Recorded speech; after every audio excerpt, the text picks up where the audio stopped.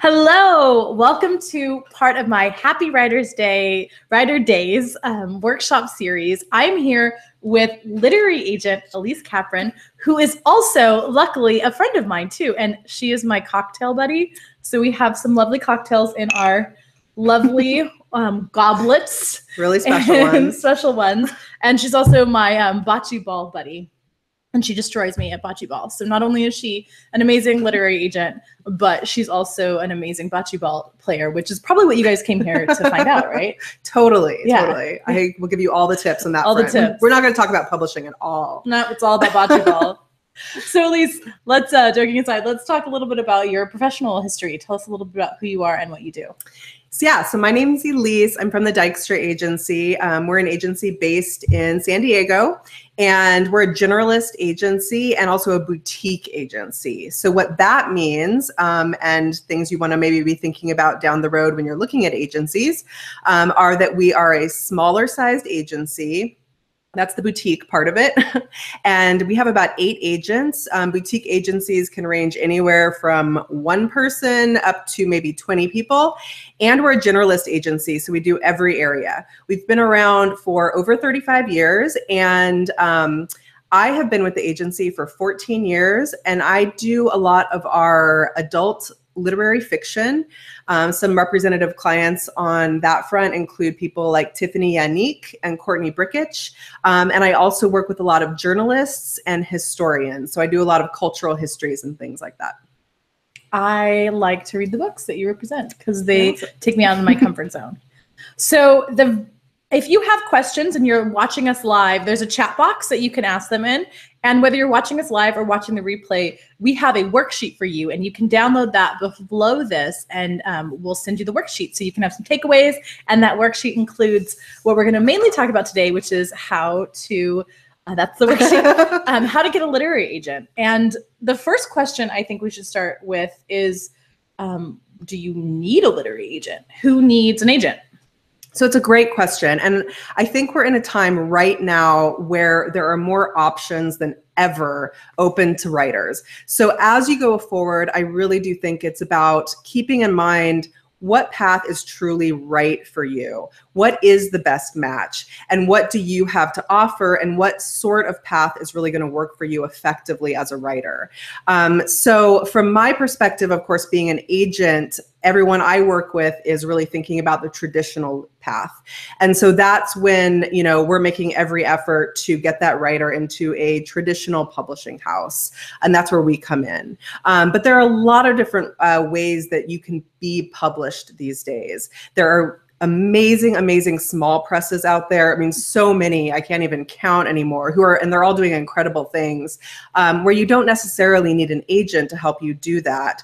And with a smaller publisher too, a lot of times you may be, contributing more in terms of bringing a PR team on, or, there's all different kinds of formats that might happen in. There's also, of course, the indie path, which is these days a fabulous, really viable path that's being taken very seriously. When I started in publishing 14 years ago, it was still called vanity publishing at that time, which is terrible, right? I know, it was so terrible. I used to hate that name. People are like, oh, is it a vanity press? I'm like, exactly. It was awful. But things have changed so drastically since then. I think even the models for traditional publishing are starting to be affected by indie publishing. You see some types of writers, especially writers in the romance category now, who are actually expected, for a lot of them, to establish their careers by being indie authors. And then later on, they can choose to jump to the traditional path or just keep being an indie author, and some of them do it really effectively. So when you talk about indie publishing, is that like small press third option publishing, or is that like self-publishing, or all of the above? I would say that can potentially be all of the above. Okay. Yeah. When I say third option publishing, I'm talking about there are these hybrid publishers that have come out where they give you a lot of the support and editing and helping you out that you would normally, all these different little logistical things that you have to do to self-publish your own book, which I've done, and it can be a pain in the ass. It's doable, but it can be a pain. And they do that all for you, but you're also still the publisher. And there's kind of lots of them have different ways, but there are in between these traditional publishers that you think of when you think of like Penguin or Random House. Or there are, self-publish it, do it all yourself, or there are lots of people that are doing in between. And She Writes Press is one of those. And we have in the Happy Writer Days, we're talking with Brooke Warner, who's one of the publishers at She Writes, and talks about what it means to greenlight your own book. So we bring this up because a lot of people that I talk to, they think that having an agent is like they made it and that they have to have an agent to make it. But for some of you, an agent isn't going to be what you need, and it's not maybe going to be the best choice for your career. Mm-hmm. But if you want to be in lots of bookstores, you want to be in Costco, you want to be on the New York Times bestseller, although indie publishers are making the bestseller list these days. That's true. But if you want to go the traditional route, you are going to need a literary agent. Mm-hmm. Very few to none of the big presses or publishers will take your work if you don't have an agent, correct? Correct. Yeah. If your dream is for your book to be reviewed in the New York Times, you most likely are on the path where you're going to need a literary agent to help you get there.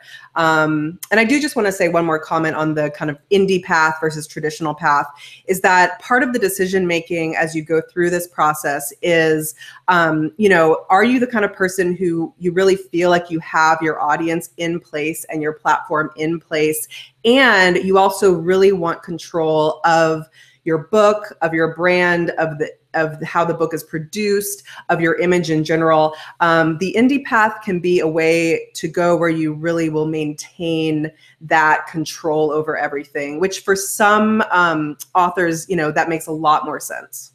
So, for example, my book, Body Love, 10 Steps to Profoundly Loving Your Body, it was a kind of unique book. It was part journal, part coloring book, part self-help book, and it didn't find a publisher that was willing to take on this kind of like hybrid book. But I had a big following and I had the people in place. I was teaching this program. People wanted this book. So I did all the logistics. I found everybody. I worked together with help from friends and found everything and published it myself. And that worked for that book. But for example, I'm working on a novel about grief and sadness, and I want a whole different path for that. So sometimes it's not even about what you want. It's about what you need for that particular book too. Yeah. And that can certainly change from project to project, mm-hmm. like you said. Fabulous. So, great. Okay, so we decide that you want to get a literary agent. You want to go the traditional publishing route like I am doing with my novel. And so what do I do? So first of all, for the most part, you have to have a finished project. So before anything else, before you start worrying about going out to agents or networking or whatever, be sure that your manuscript is in the absolute best possible shape you can get it. So that's about revising, getting lots of feedback, really getting in shape and making sure it's complete. Then in terms of doing research, there are a lot of different ways to do research and make connections these days. A couple things to keep in mind is that, publishing, I really believe, is a small world. And so it is about making those genuine human connections and building relationships. So whatever you can do to make yourself a part of the community and meet people, agents, just general publishing people, other writers, that's how you're going to get to those steps where you can find agents who may be a good fit for your project. Some other, more traditional and actually kind of old school ways of finding some names of agents who might be good for you are to, of course, get recommendations or referrals from writer friends who've been through that and have jumped through all those hoops. Also, a way that I still love and is like the most old school way is to look at the acknowledgements page. I was going to say the acknowledgements page. The acknowledgements page of books you might compare to yours. And by this, I mean, they really need to be realistic comparisons. Don't go to just the bestseller in your category. It's about looking at books that have come out in the last, 5, maybe a little bit more than that years. So contemporary books that you really would, put in your same category and you see as models for what you're doing, and that really target the audience that you're going for. And that acknowledgements page, a lot of people don't, I think, appreciate the acknowledgements page, but I see it as the treasure trove of any published book. The acknowledgements page is actually the first page I open to when I get a book in my office or that I buy for myself at home. It shows you every person who was involved in the life of that book, including the agent. So that's a great way to start building some names. And then a couple other, kind of more contemporary ways to find people who may be a good fit for you are a couple of websites. There are a lot of websites out there who promise this kind of information, but just be warned, there's a lot of incorrect info online. But the two I would consider reliable are Publishers Marketplace, which is an amazing resource. And it does, you do have to pay to join, but it's a minimal cost and very worth joining while you're doing the research process. And you can look up agents and publishers by the deals they're doing. And it's amazing. It's an incredible resource. And then there's also agentquery.com. So yeah. And those are in your workshop. Links to those are in your workshop materials. So if you need that workshop material, you can enter your information below and we'll email it to you. Yeah. So those are just a few great ways to start name building as far as your submission list goes. But what is most important too, as you're doing that, is to really understand the work that you are writing. So that gets back a little bit to what I was saying about comp titles. But also just understanding who you are as a writer and where you really fit in, on the literary spectrum, understanding who your audience is, understanding where your book would fit on the shelf. If you can, really be clear on that, and understand what I like to call your writerly identity, that helps you go forward with a lot of clarity that can be really helpful later on. To add to the list of the electronics and ways to find an agent, how Elise and I we met at a writers conference, and a lot of writers conferences will have you have the capacity to buy a slot with an agent or an editor at a publishing house, and they'll read your manuscript for you and they'll give you some feedback. That doesn't mean by any means that you're going to get a book deal or an agent. But what it does mean is it gets some agent feedback, and the agent might know somebody who this would be a good fit for.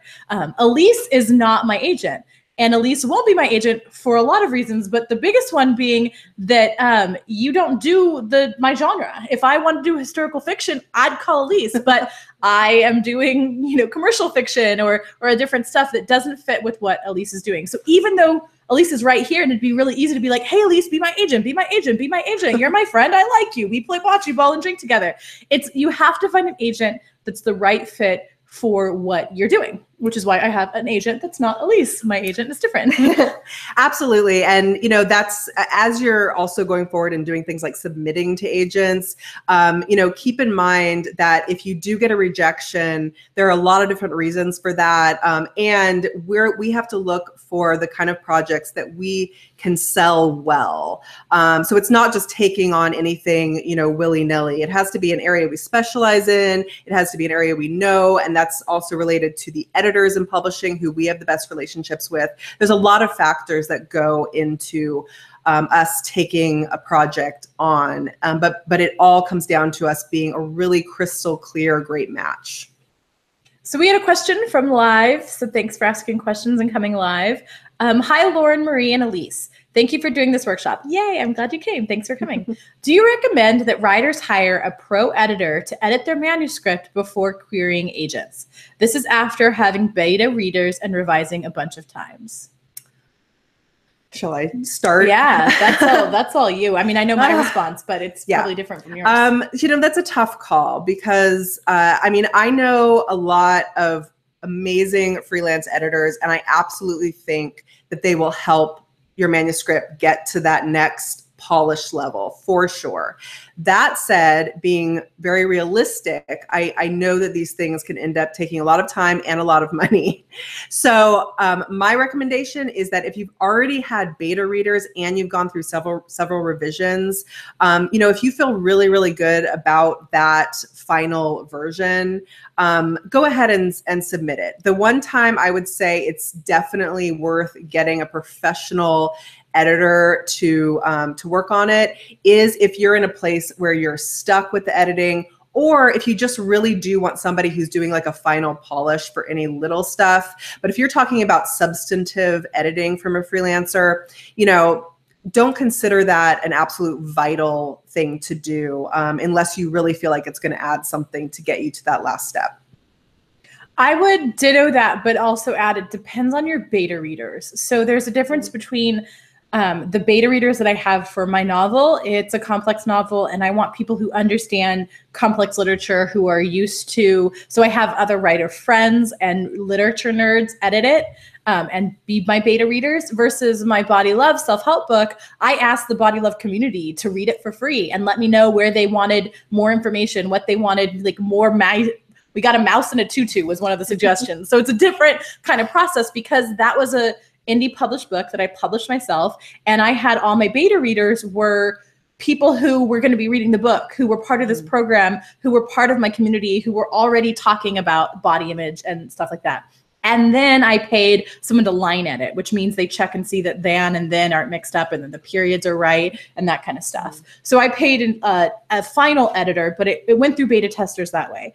So it would depend on your beta testers. If you have people in your life who understand the genre you're working in, then you might not need a professional editor. But so I've gone through the whole publishing process, gone to publishing houses and everything. And the only regret I have is that my book wasn't polished just a little bit more, that I didn't do, I mean, you can always do this like one more rounds of edits, but it could have used another round of edits. And you don't have another chance for a while. I mean, you can maybe pitch it again in a few years, correct me if I'm wrong, but you kind of have one chance when it goes to publishing houses. So you want, and even to your agent that you're querying, so you want it to be as good as you can. You don't want them to be the ones that you're expecting them to make it better. It needs to be the best you can make it before you send it off, because you might not get another chance to send it off again. And that is one of the reasons I feel one of my books didn't get a publishing deal, because it just wasn't ready. Mm-hmm. Even though my agent and I got it as ready as we could, it just still wasn't really quite ready.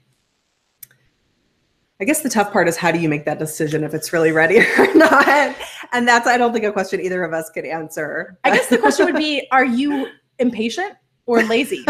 And if you're just like, you just want to get it out because you just want a book deal, it's so exciting, or you're like worried about timing, then that might be a sign that you need to take a little bit more time. Or if you're just like, oh, I'm tired of revising, I'm just like, want it done already, which I've been there, I totally get it. But if you're being impatient or lazy, then you need to keep going. But if you really feel like, hey, I think this is good, then I say send it off. Okay, so then how do you get an agent? So you found the agents from the marketplace, or from the back of a book, or a literary writers community, whatever, however you find them. Now what? What do you do? So this is about kind of preparing your submission package for an agent. And, it can vary a little bit from agent to agent, but there are some general expectations and some general materials you want to put together that will work for any agent. Number one, really the most important thing, and I know also the thing that stresses most writers out, like so much, is the query letter. Query letters are truly important. They're worth the stress. And they really represent the whole sales pitch for your book. So it's worth spending the time to get them right. What the query letter is basically is a one-page letter giving us some crucial information about your book. It's usually, it's a business letter. It does need to be professional. I occasionally see people try to be like, really funny, or like speak in a character's voice. You can sometimes get away with that, but your best rule of thumb is to make it a very straightforward, business letter where you are giving me as clear a sense of as possible of what your book is, and of who you are, and of why I should be interested in it, or why, you know, a general readership will buy the book. And do you want to say anything, or I can jump into the format? You know, query letters are not my forte, and I'm one of those people who I would rather write a whole other book than write a query letter. So yeah, I'm going to let you keep going on this. Yeah. one. So I feel you guys. I feel the people out there trying to put together that query letter. They're hard. And I will tell you this too. I actually do feel your pain, because as agents, we have to write what are essentially query letters too for any project we go on sale with. So I have to write, you know, a pitch letter, which is basically the same thing. So I feel you. Sometimes it takes me all day to write one pitch letter. I agonize over it. So for people who aren't familiar, would you, I kind of equate the query letter to like the cover letter of, so like if you were applying for a job, it'd be like the cover letter giving them why they should hire you. Exactly. That's really what it is. That's okay. Basically what you're doing, is applying for a job, and you should take the letter that seriously. So just to go over just briefly the actual format of a query letter, and there's lots of information about this online when you get serious about it.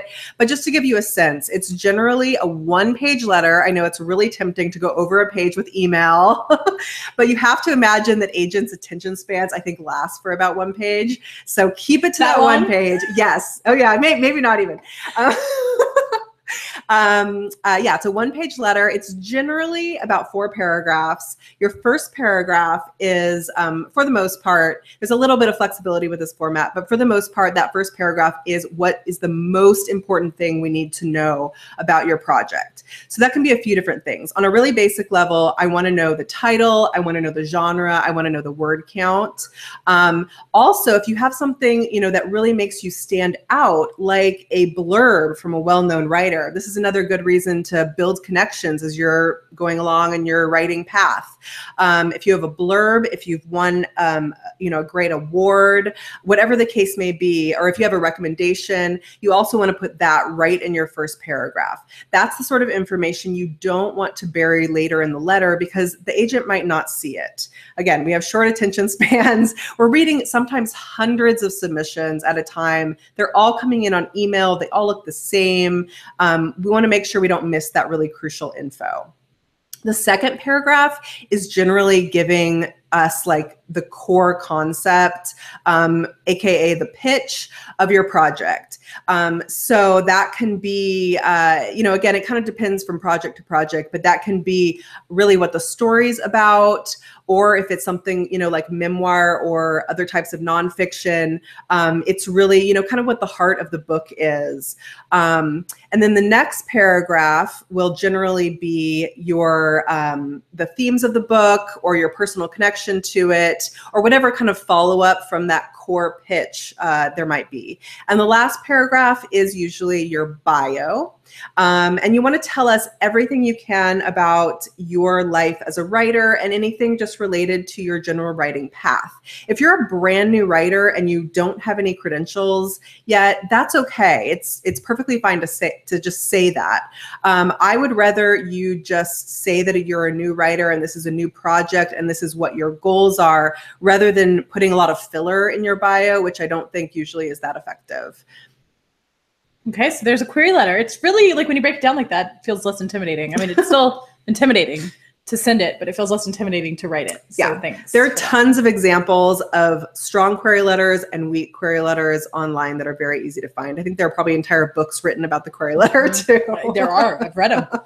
I read them when I went to pitch to agents. So yeah. Yeah. I mean, just the takeaway from the query letter is I want to read that one page and come away with understanding what your project is about and what you want me to get out of it and who you are. And you'd be amazed at how many query letters I read where I don't have a grasp of that. And I have to read the query letter several times, and maybe I still am not clear on it. And so what that does is it really sets both you as the writer and me as the reader up on the wrong footing as I go into your pages, because I don't fully understand your project. So I might be misreading it or whatever the case may be. And that can end up resulting in me passing sometimes when maybe it's a really great project. Fabulous. So you have your query letter, and this is like the cover letter. So what comes after that? So other things you definitely want to have ready to go to show an agent are synopsis of your book. So this is more than just kind of that one paragraph synopsis that's going to be in your letter. I actually really highly recommend working on synopses / pitches of different lengths. I think really crafting a solid one-page synopsis that you have on hand of your project is a great thing. Also, that one paragraph, sort of 5-minute pitch, 1 to 2 paragraph, and that one line pitch, the elevator pitch. For the purposes of a submission, I would say that you want to have probably a half-page to 1-page synopsis that's really solid and really clear. Again, that's something you want to work on a lot. I find that writers who've been working on their project, for several years, it's hard to get that down to a few paragraphs. Remember that your reader who doesn't know anything about your project yet doesn't need to know every single detail. It's about getting across that, the heart of the book. And we don't need to know every, subplot, but we want to come away with a general sense of what's most important about your book. Also, I recommend putting together a section on your target audience and marketing. So that really is about who you see your audience as, and also a section on what you can contribute in terms of helping with marketing efforts, who who your mailing list is, just general connections you have, who you can ask to blurb the book or review the book.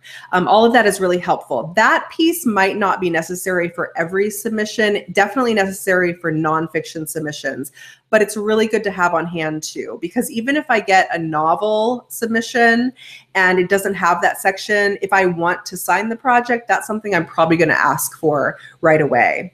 You also want to have usually an extended bio beyond what's just in your query letter that has more information if you have that, such as other awards you've won, kind of what you've been doing throughout your writing career. If you've gone through MFA programs, you can get into a lot more detail with a longer bio that's helpful to have.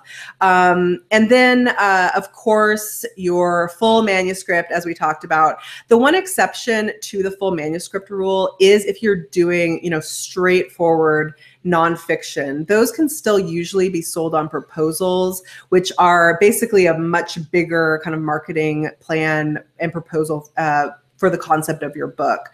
But if you're doing memoir or fiction, for sure, in all cases, you need to have that full manuscript. Okay, so if you have any more questions, you can ask them on the side. We're going to keep going and talk about this. So that feels overwhelming. How many pages is that total? If you take the full manuscript out, how many pages is a book proposal?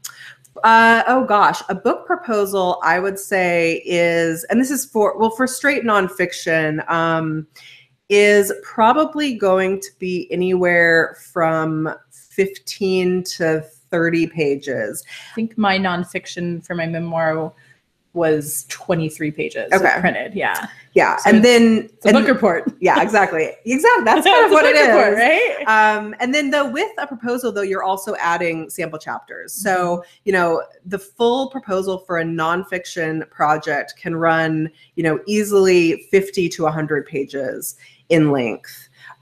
For a fiction project, all of these pieces that I've been mentioning can be much briefer, but I would say you still do want to have all these pieces in hand. In this case, you're probably looking at a little, 5 to 10 page supplement that would go with your full manuscript and your query letter. So do you always send the full manuscript in? So I've heard people say that they don't want the full manuscript, they want the book proposal, and then if they like the sample chapters, they'll send you, or the first 3 chapters, they'll ask for the rest. Is that true, or is that not the case anymore? Well, that was mostly when it was being mailed to people. Yeah. Well, so this is really mostly about simply looking at what each agent is asking for. And how do you find that? Well, the best place to find that is on their website. Okay. And again, like I said at the start of our chat, there are lots and lots of online resources for information out there, but I would really encourage you to only consider the absolute, reliable information to come from the agent's website, because there's just so much incorrect info out there. And if you send completely the wrong kind of package, that may be the reason the agent passes on the project, which has nothing to do with its merit. So pay attention to that. When you are ready to go out to agents, make yourself a beautiful Excel spreadsheet with a lot of information, with, that agent's exact submission requirements, what you've sent, when you've sent it, what the agent's response time is, because every agent has a different response style and policy, and response time as well. So that will really help give you some sanity as you go through the process, and and make sure that everything's going like it should. It's great. So do you feel, so I don't know if this is old school or not, if people just assume, but when I first went and looked for my agent, I was told that it was important to let them know in the query letter if you're pitching to other agents. Is that still the fact, or now do they just assume you're pitching to other agents? Yeah, so when I started, we always wanted people to tell us whether it was an exclusive submission, so just to one agent, or a multiple submission or simultaneous submission. These days, we're in a very different world with email submissions. I remember when I started, I still got like hard copy submissions, and I brought home buckets of manuscripts, and I would get buried in manuscripts. And now, it's completely different with email submissions. So my strong recommendation is to not do an exclusive submission unless you have your heart really set on a particular agent where you made some personal connection, or that person is your absolute dream agent. And if you do that, just be sure to, pay attention to that agent's response policy. And if the agent doesn't get back to you within a certain amount of time, don't hold yourself up for a year waiting for that person's response. Because of the email submission world now, I would say 99.9% of agents are all expecting that any submission is a simultaneous submission. And it's really, it's what we expect. We have no problem with it. We understand we're competing with other agents who are reading. It gives us motivation to get back to you quickly if we're liking it. And it also keeps you from getting, I think, bogged down in waiting for one agent to submit. However, if you do decide to do an exclusive submission, make sure that's very, very clear in your query letter. That's one of those things that should be mentioned right up in the top of the letter in that first paragraph, and also say why you're making an exclusive submission. If you're doing it for some reason where you think we are really, genuinely a great match, I want to know that. And then, as long as that's up right, clearly at the front of your letter, then I will do my best to, take that seriously and to, look at your project as quickly as I can. So yeah, make that personal connection, which I didn't really emphasize enough earlier, but whatever ways you can connect a little bit to the agent you are submitting to in your query can be really helpful. Fabulous. So that was an overview of what it means to submit to an agent and to try to get an agent. So do you have anything else you wanted to add on how to get a literary agent? Just that really the best thing you can do for yourself is to know who you are as a writer, to understand where you fit in on that literary spectrum, and to be realistic about who your audience is, and to do your homework and make connections to find the very best possible agent matches for you, and then to try to make a personal connection to that agent. I think those are kind of the three big things to help you find that perfect agent match. It is a marriage. My boss always calls it that. It really is. There's a lot of factors that go into it. It's a relationship that does need to work on a lot of different levels. So, take it with that level of seriousness as you go forward. Fabulous. And I'm going to reiterate again how important it is for you to have a finished manuscript or a solid manuscript before you start going to like professional editors. Because I feel like I tried with my memoir to write a nonfiction proposal before the book was written, and then the book was written and it was different. And that'll happen, and that happens a lot, but I would have put out a better effort. I would have known better what my book was about. My synopsis, my table of contents, everything would have been better if I had the book. So I'm going to reiterate that it's really important for you to know what your book is going to be. I mean, you may not have the full complete book, especially for nonfiction. For fiction, you have to have the complete book. But for nonfiction, even if you don't, understanding what's going to go into it is going to be really helpful to get you to get an agent and be able to sell it. Absolutely. You have to finish that frigging book. You want help with that? I actually have a course called Write Your Friggin' Book already. I take 4 people at a time, and I help them write a book in 4 months.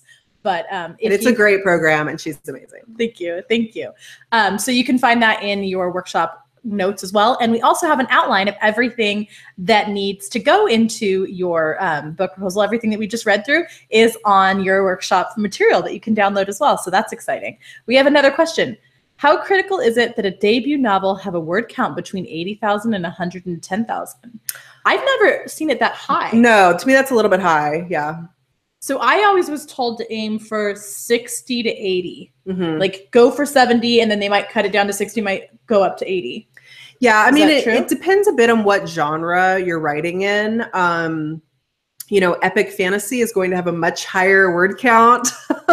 I mean, it's in the name, epic, right? Epic fantasy. But yeah, I would say in general for debut, you know, general fiction, yeah, a little bit lower. I would say anywhere kind of from 70 to maybe 85, something like that. Once you get up into the 100,000 level, some agents will actually kind of consider that, you know, a little bit of a red flag in terms of it getting maybe too long and you needing to edit it a bit more.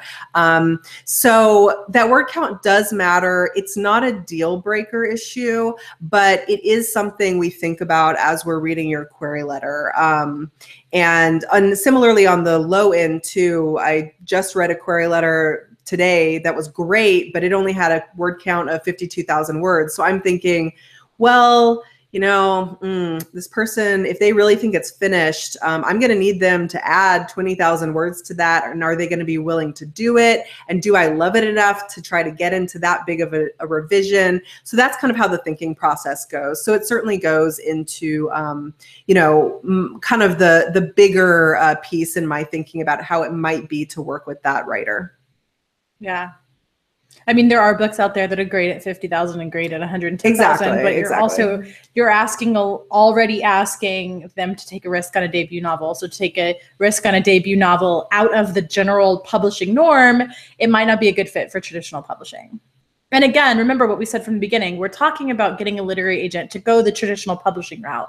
So you can still find third option publishing, you can still find indie publishing, you can still find self-publishing, and it just depends on your book and on who and what you want. And also small presses might be interested in something that's smaller or larger.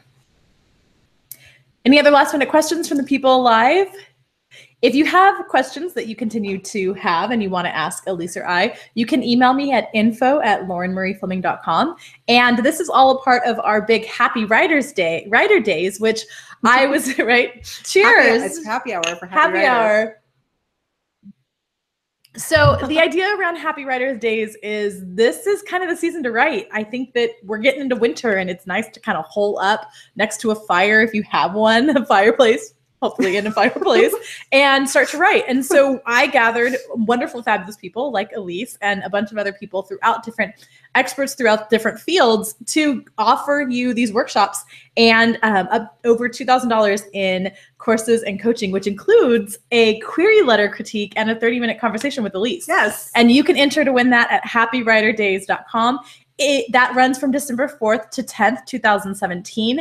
If you happen to be watching this when that is over, you can still go to happywriterdays.com and get a lot of really great resources from all the people. And our goal is to try to get you to write a book this winter. You know, instead of cozying up with someone else's, try writing your own. One last thing I want to say that we were talking about before when you said the 52,000 word submission. Do not do NaNoWriMo and write a novel in a month and get your 50,000 and just send it off without any editing. That's like #1 edit for at least, and walk away from it, I would say. From your first draft, walk away from it for like a few months or give it to somebody else to read before you. Just don't go from first draft to submit. And it's a mistake we see all the time. There's a huge like wash of submissions in December that are all clearly from NaNoWriMo, which is National Novel Writing Month, where people all over the world write a novel in a month, which is amazing. Which is awesome for a first draft. And I've done multiple of ones of my books have been NaNoWriMo books, but you don't just send it off. Send it off. You got to edit from there. So if you are coming off of NaNoWriMo, this is December, and you think you want to send it off to Elise, wait a month. If anything, because Elise is getting everybody else sending their stuff, so wait until January. Make this your editing month. Yes, exactly. I think we have a question. Elise, I read your bio, but just wondered if you could tell us more about what kind of dream novels you'd love to rep. Dream novels. That's hard.